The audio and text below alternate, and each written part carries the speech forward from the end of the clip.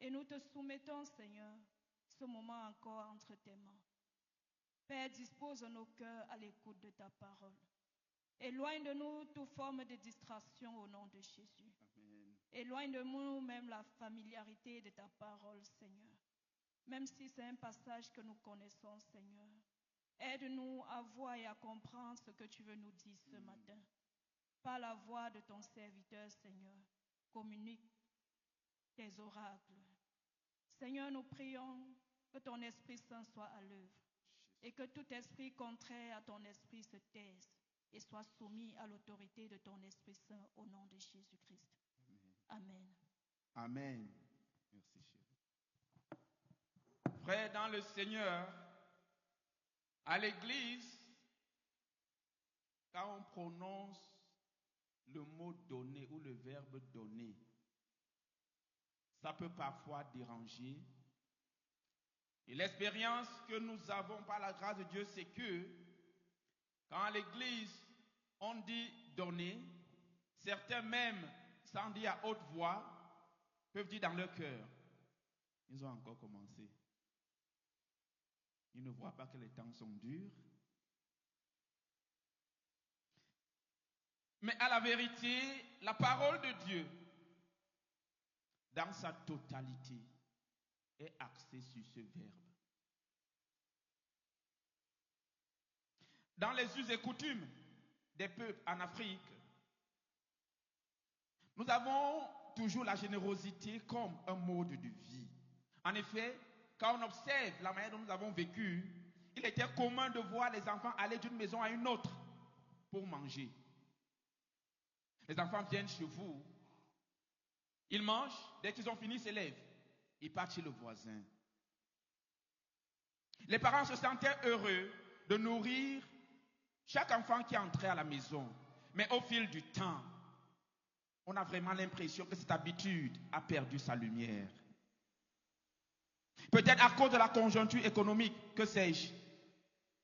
Mais cet acte de donner, disais-je tantôt, est central dans la Bible, tant et si bien que le salut de l'humanité n'a été rendu possible que dans la manifestation tangible du donner. Donner a donc une dimension salutaire, j'allais dire sotériologique, doublée d'une joie de la part de celui qui reçoit. C'est le cas de l'apôtre Paul dans la péricope que nous venions de lire. Et c'est pour ça que ce matin, frères et sœurs, nous voulons parler sous le thème don généreux comme participation à la mission. Un sujet de joie. Alléluia. Le don généreux comme participation à la mission. Un sujet de joie. Comment le passage que nous venons de lire rend-il compte de la générosité des Philippiens à l'endroit de l'apôtre Paul, que nous connaissons à travers l'œuvre qu'il a rendue au nom de l'Éternel? Avant de poursuivre, vous savez, quand on observe l'église du Seigneur Jésus aujourd'hui, on se dit qu'il y a des pratiques qui devraient disparaître. Peut-être parce que comme église traditionnelle, on n'a pas longtemps séjourné dans la vraie théologie de la générosité, dans la vraie théologie du don généreux. Si bien que parfois quand on observe le paysage de l'église, on semble lire, on lit un capitalisme sournois. Frères et sœurs, l'épître aux Philippiens est classée dans les épîtres de captivité de Paul, à côté d'Éphésiens, Colossiens, Philémon, rédigé par l'apôtre Paul lorsqu'il était en prison, dit-on probablement 60-62 après Jésus-Christ. Mais dans Philippiens, Paul exprime la joie malgré les chaînes, mais aussi la gratitude du soutien qu'il a eu des Philippiens. Paul mentionne clairement ses liens à cause de l'évangile, sa situation de prisonnier. Oui. Mais en même temps, dans son emprisonnement, Paul est dans la joie parce que l'évangile est propagé. Alléluia. La douleur de Paul n'est pas en tant que tel vue comme un mal, parce que là où il est dans les chaînes, Christ est prêché.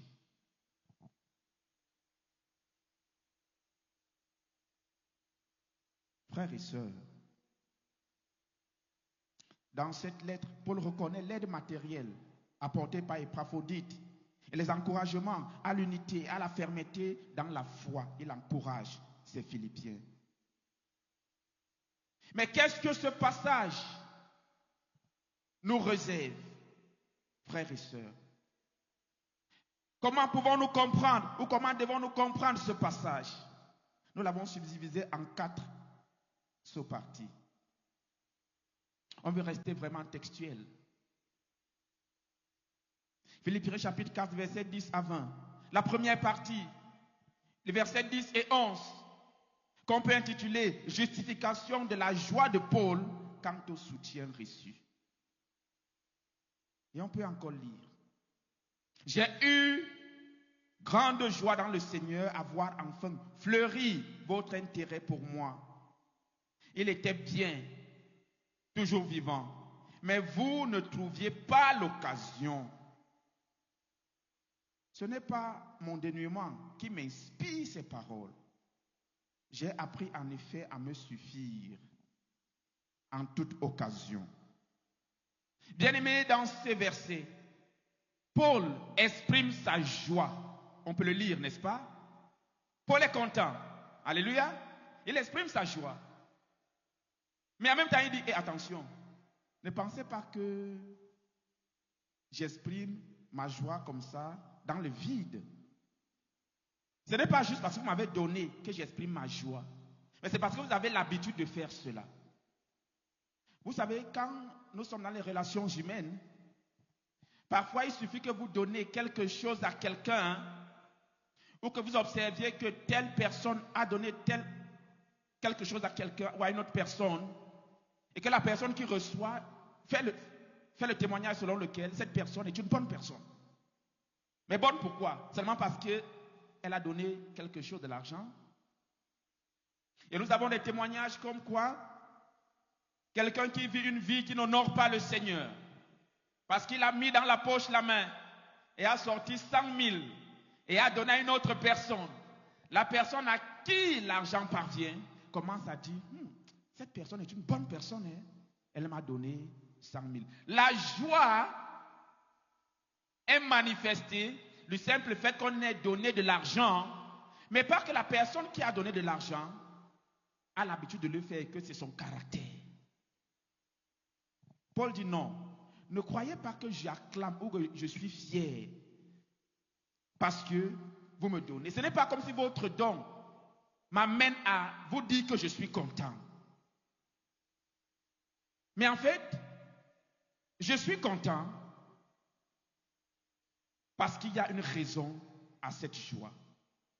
Et Paul dit, j'ai appris en effet à me suffire en toute occasion.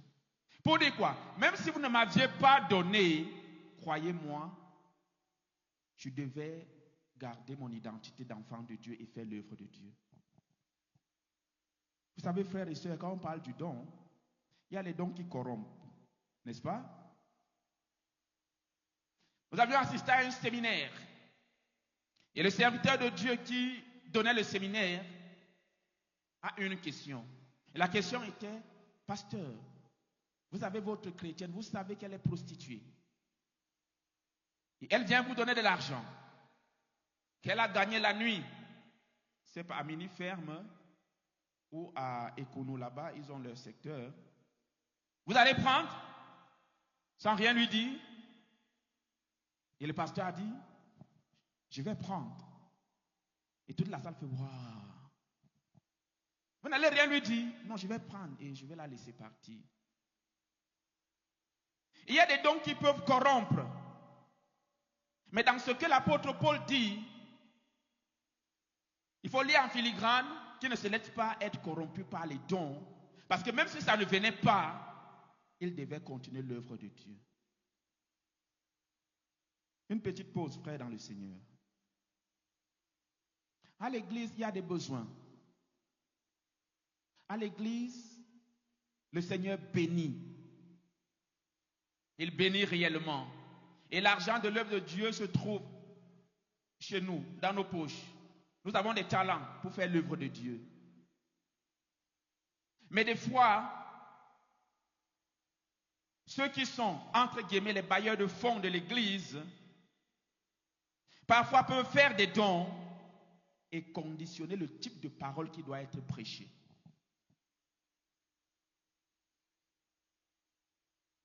Combien de pasteurs sont restés debout mais attachés parce qu'on leur a fait des dons et ils ne peuvent plus prêcher la parole selon les contextes, selon l'urgence. Parce que s'il dit ceci, on ne va plus donner. Et puisqu'on a besoin de vivre tous, la tendance est que on peut se laisser être corrompu. Et on voit telle personne qui mène une vie désagréable que le Seigneur n'approuve pas, donner beaucoup d'argent. On ne peut pas lui dire le mal qu'il fait et qu'il devrait en sortir. On ne veut pas gagner cette personne, mais on préfère souvent fermer la bouche juste parce que le don est venu. Et dire, ah, vraiment, c'est une bonne personne. C'est une personne qui fait l'œuvre de Dieu. Est-ce que Dieu est tellement concerné par nos dons matériels que par nous-mêmes, que par notre vie intérieure? En tout cas, l'apôtre Paul signale sa joie. Et dit, ne croyez pas que je suis dans la joie parce que je suis dans le besoin que vous m'avez donné. Si même ça ne venait pas, je continuerai l'œuvre de Dieu. Frères dans le Seigneur, la deuxième partie, versets 12 et 13, on peut lire le contentement et la dépendance de Paul à Jésus-Christ. Je sais me priver, comme je sais être à l'aise. En tout temps et en toute manière, je me suis initié à la satiété comme à la faim, à l'abondance comme au dénuement. Je puis tout en celui qui me rend fort. Alléluia. Je puis tout en celui qui me rend fort. Est-ce une marque d'orgueil de l'apôtre Paul? Non. Il signale le contentement, mais la dépendance totale en Dieu, en Jésus-Christ, pour qui il est en mission, pour qui il est dans les chaînes. Bien-aimés dans le Seigneur, quand nous sommes dans l'abondance, faisons-nous confiance en Dieu. Parfois, on fait un déplacement stratégique, très mesquin. On met notre confiance dans les objets matériels que nous avons, au lieu de regarder à Christ qui a donné. Quand on est dans le manque, parfois on se focalise tellement sur le manque qu'on ne regarde plus à Jésus-Christ. L'encouragement ce matin, c'est de regarder à Jésus malgré ta condition. Alléluia. Tu peux avoir des centaines de mille, des millions, des milliards.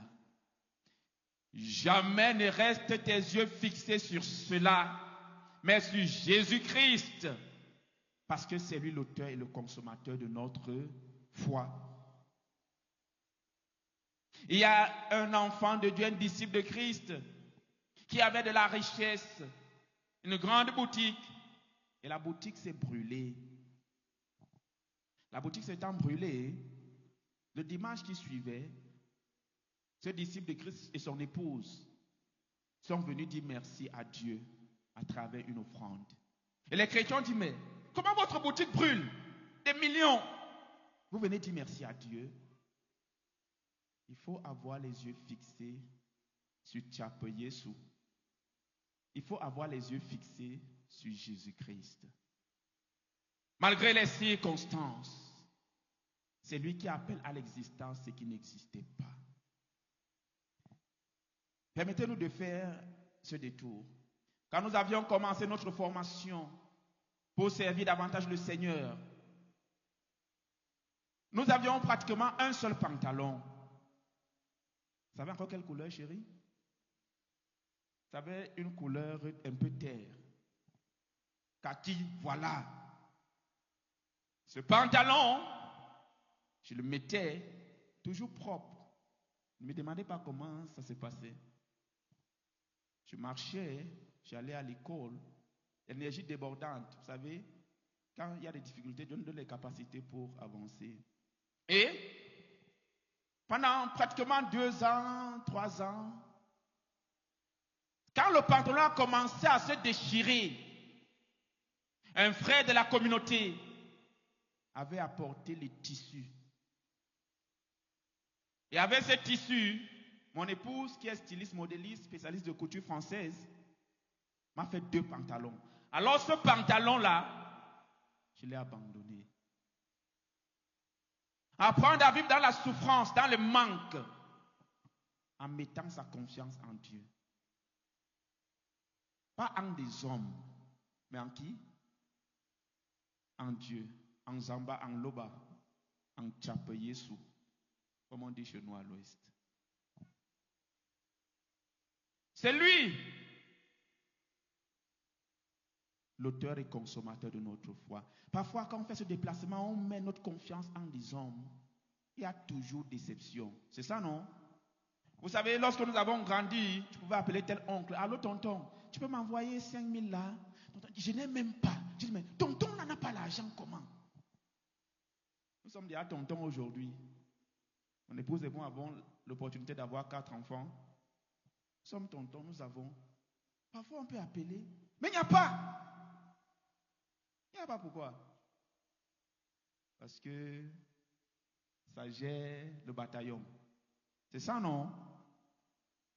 Apprenons à avoir les yeux fixés à Jésus-Christ. Il ne ment pas. Et donc Paul s'est contenté. Même quand il avait tellement toujours les yeux fixés sur Jésus. Église baptiste de Touquébé. Même quand il y en a tellement.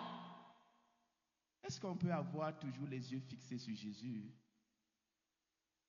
Et pas sur le gros montant budgétaire qu'on pourrait se fixer.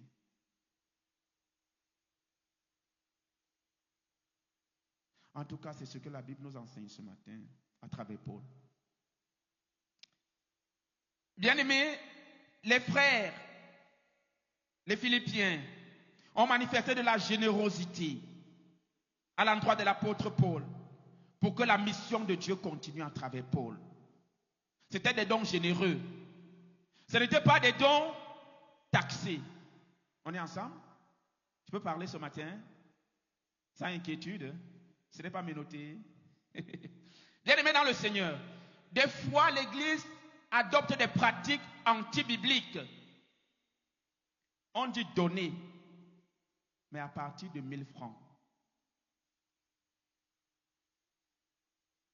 C'est généreux.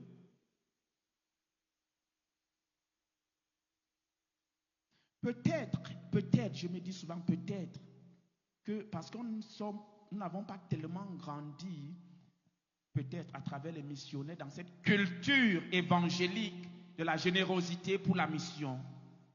Parfois, on peut mettre des stratégies en disant, s'il y a 1000 chrétiens et chacun donne seulement 1000 francs, on aura combien? On peut réaliser tel projet. C'est ça certainement la pensée de l'homme. Mais la Bible demande de donner comme on a résolu dans notre cœur. Généreusement. En disant donnons seulement à partir de 1000 francs, on conditionne les consciences. Et même si je voulais donner plus de 1000 francs, ma conscience me rappelle, je dois donner seulement. Si je donne 2000, les 1000 francs, on pourrait m'aider à faire autre chose. Donc je suis un peu conditionné, mais en donnant généreusement, il y a tout un miracle qui se produit. Alléluia. Il y a tout un miracle qui se produit. Est-ce que l'Église peut réellement repenser et parfois nécessairement s'ajuster? Les chrétiens, les Philippiens ont donné généreusement. Et regardons la section 3. La gratitude de Paul et la participation à la mission des Philippiens. Versets 14 à 17. Cependant, vous avez fait bien de prendre part à mon épreuve. Vous le savez vous-même, Philippiens. Dans les débuts de l'évangile, quand je quittais la Macédoine, aucune église ne m'assista par mode de contribution pécuniaire. Ça, il sert de quoi? De l'argent. Comme on dit au Cameroun, les dos. C'est ça, non? Aucune église. Vous fûtes les seuls. Vous qui, dès mon séjour à Thessalonique, vous m'avez envoyé par 2 fois ce dont j'avais besoin. Ce n'est pas que je cherche les dons. Ce que je cherche, c'est le bénéfice qui s'augmente à votre actif. Alléluia. Parfois, quand il y a l'opportunité de donner, on dit on va commencer, cherche déjà de l'argent. Il va encore faire quoi avec? Non, ce n'est pas comme si Paul cherchait les dons, mais Paul voulait que les Philippiens soient impliqués dans la mission de Dieu. Et donc, quand la parole sera donnée à une personne et qu'une âme est gagnée à Christ, ça sera compté au compte des Philippiens. Alléluia. En mission, il y a ceux qui partent, il y a ceux qui ne peuvent pas aller, il y a ceux qui prient, il y a ceux qui donnent. Peut-être tu pries. Oui, tu fais bien. Prie, continue, parce que là-bas, sur le champ de mission, ce n'est pas du lait. Je vous assure, parfois on voit des gens prendre des avions, aller en Philippines, aller, je sais pas, à Papouasie, ainsi de suite. On se dit que, ils prennent les avions, ils ont des... Je vous assure, c'est difficile. Il y a un frère qui est allé dans un pays, dès qu'il est arrivé, une nuit passée, c'était l'oppression. Pourquoi?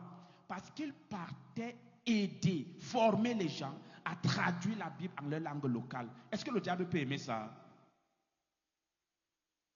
Mais il s'est levé, il a dit, mais vous voulez quoi dans ce pays? J'ai quoi avec vous? Donc, tu pries, continue de prier. Alléluia. Tu donnes, donne et donne généreusement. Vous voyez, si on dit, les frères, nous sommes combien ici? Vous voyez, donnons à partir de 5 000. On peut tous sortir 5 000, n'est-ce pas? On va dire offrande, on va venir. Alléluia, merci Dieu. Mais c'est qui est dans le cœur, hein? Alors que je pouvais m'acheter mon huile avec 1000 francs dedans là. Mais comme personne ne voit, tout le monde est dans la joie. On danse.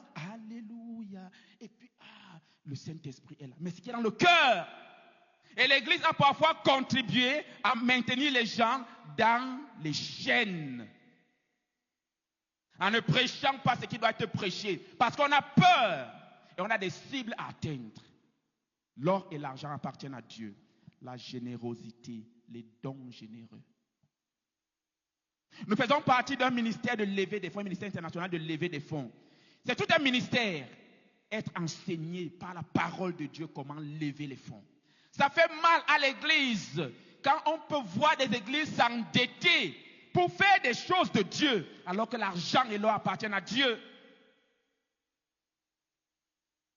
Et on ne peut pas prêter où? Il y a des églises qui sont en train de construire, bien aimés dans le Seigneur. Et les frères dans l'église voudraient que l'administration de l'église vienne prêter l'argent chez eux. Et mais ils sont chrétiens dans ces églises. Mais ils ne donnent pas pour le travail du Seigneur. Il faut que l'administration de l'église vienne prêter l'argent chez les frères pour construire. Alléluia. Et après, on va rembourser.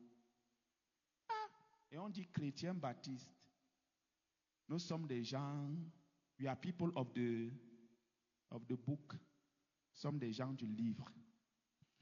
Bien-aimés dans le Seigneur, Dieu nous parle, Dieu me parle, Dieu te parle. Repositionnons la parole de Dieu. Le don généreux. Ces gars ont donné généreusement. Ce n'était pas les plantains, ce n'était pas les ignames. Dans ce cas, c'était quoi? L'argent qui permet d'acheter ce qui est nécessaire pour la mission. Alléluia. C'est vrai, c'est dur au Cameroun. Mais ceux qui font confiance à Dieu ne dorment pas affamés. Et même s'ils dorment affamés, Dieu remplit leur ventre. Alléluia. Bien-aimés dans le Seigneur, finalement, Quatrième point. Satisfaction, bénédiction et doxologie, c'est-à-dire la glorification de Dieu. Paul signale qu'il est satisfait. Verset 18. Pour le moment, j'ai tout ce qu'il me faut. Alléluia. J'ai quoi? Tout ce qu'il me faut. Et même plus qu'il ne faut. Je suis comblé. Depuis qu'Épaphrodite m'a remis votre offrande, votre don. Parfum de bonne odeur, sacrifice que Dieu reçoit et trouve agréable. Alléluia. Paul dit qu'il est comment? Je suis satisfait en Jésus. Il est comment? Satisfait, il est comblé. Vous savez, quand nous avons grandi dans l'église, il y a une chanson qu'on chantait avant, c'était en Pidine. C'était pour dire en fait que moi je me contente de Jésus, ou je me vante en Jésus, je fais confiance en Jésus. Et on chantait Some boasting with their motto, I am boasting for my Jesus, I am. C'est un chant anglo-saxon qui veut dire alors que certains se vantent parce qu'ils ont une moto, une voiture, moi je me vante de Jésus. Mais la plupart des gens qui chantaient ça, c'était devenu comme des provocations.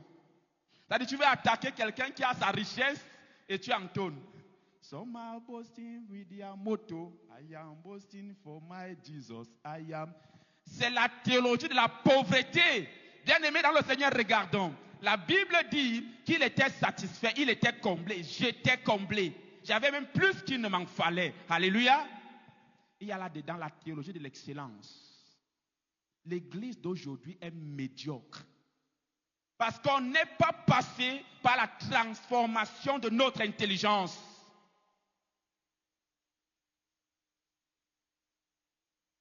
Faisons une église de 10 000 places. On va prendre l'argent où? La médiocrité. Et la médiocrité empêche la vie, l'éclosion. Nous avons l'habitude de dire que dans la plupart des églises baptistes, il n'y a que la mort. Tout est lugubre. Nous sommes dans une dimension esthétique. Parce que le beau, c'est un attribut de Dieu. Le beau, c'est le bon. Tout ce que Dieu créa était comment? Bon. Tout ce que Dieu créa était aussi beau. Mais on est emprisonné dans des chaînes de la médiocrité et pas dans l'excellence. Paul dit qu'il est satisfait. Il est comblé. Il a même plus qu'il ne lui en faut. Depuis qu'on lui a donné cet argent, non seulement lui il est content, mais aussi Dieu est comment? Content. Un parfum de bonne odeur. Un sacrifice que Dieu reçoit et trouve agréable. Nous prions que Dieu reçoive les dons et que ces dons soient agréables pour l'œuvre de Dieu. Parfois à l'église, on a des occultistes qui donnent 10 ans pour l'œuvre de Dieu, mais en fait, pour faire rétrograder l'œuvre de Dieu. Vous savez, l'argent est un esprit. Pour ceux qui font dans les finances, qui comptent l'argent, tu comptes, tu ne t'es pas trompé, n'est-ce pas? Tu as écrit le chiffre, non? Tu recomptes encore. Il manque 500, mais ce n'est parti nulle part. Maman, bien-aimé, si je donne quelque chose qui ne vient pas de la bonne source, est-ce que c'est réellement pour faire avancer l'œuvre de Dieu? Des fois, il y a des gens qui donnent à l'église après avoir fait des incantations. Vous savez, pendant que nous jeûnons en cette période, des sataniques aussi jeûnent. En Amérique, ils sont rassemblés en Amérique, église de Satan, ils jeûnent aussi. Vous savez pourquoi ils jeûnent? Ils jeûnent pour que les pasteurs commettent l'immoralité sexuelle dans l'église avec les filles. Donc pendant que nous jeûnons, 40 jours de carême ou 40 days of prayer chez nous à la CBC, les sataniques aussi jeûnent. Hein? Pour que l'église soit dans le désordre. Au niveau de l'offrande,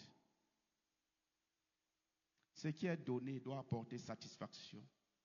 Ce qui est donné doit être quelque chose d'excellent. De sorte que cela permet de faire l'œuvre de Dieu.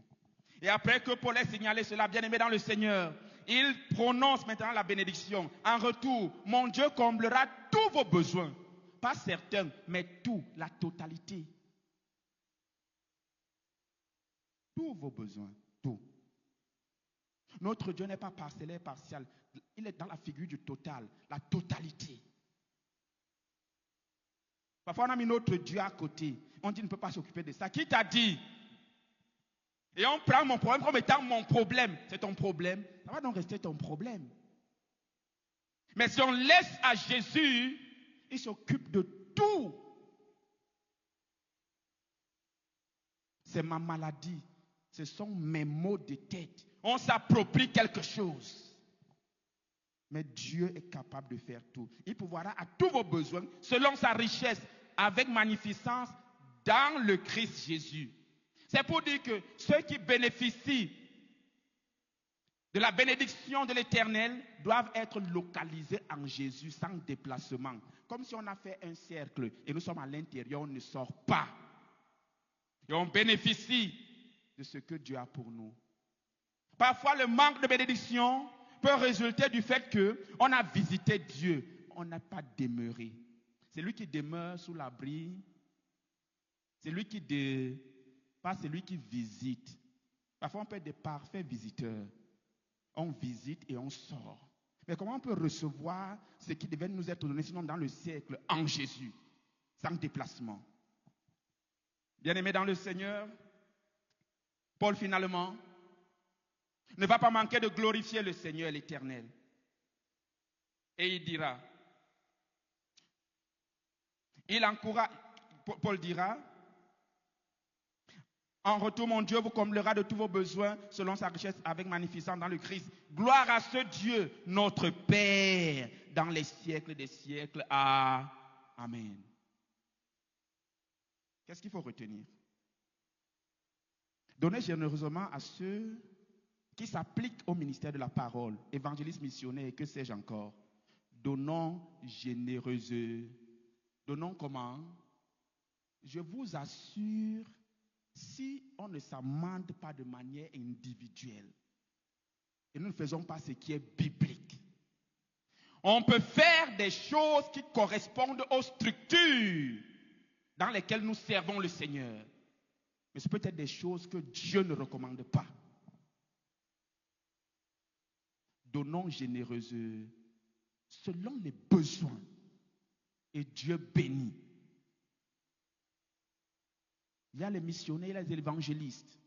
Est-ce qu'on peut donner généreusement pour l'œuvre? Il y a quelqu'un qui est malade, peux-tu donner généreusement? Est-ce que je peux le faire généreusement sans qu'il y ait une force, une pression? Parce que Dieu m'a parlé, j'ai un cœur à cœur avec lui. Trouvons l'opportunité de donner. Il y a le projet d'Obili dans le secteur de Yaoundé. C'est une opportunité de donner. Et ce dimanche est mis à part pour soutenir ce projet. On est ensemble?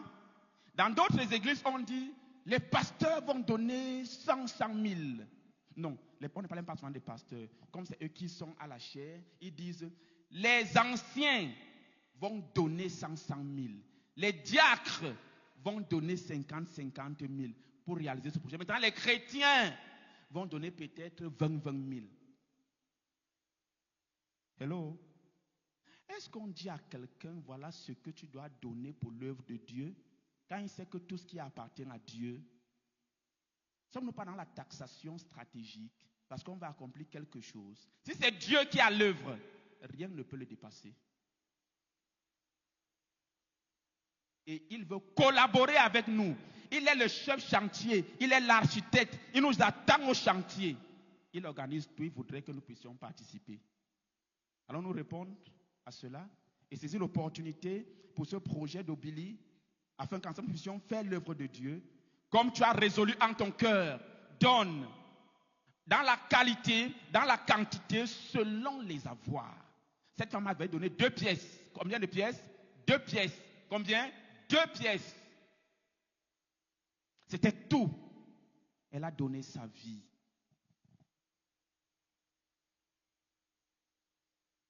Deuxième application, donner généreusement pour l'avancement du royaume. Et nous sommes interpellés par ce projet d'Obili. Pour l'avancement du royaume, c'est peut-être quelque part où Dieu t'oriente.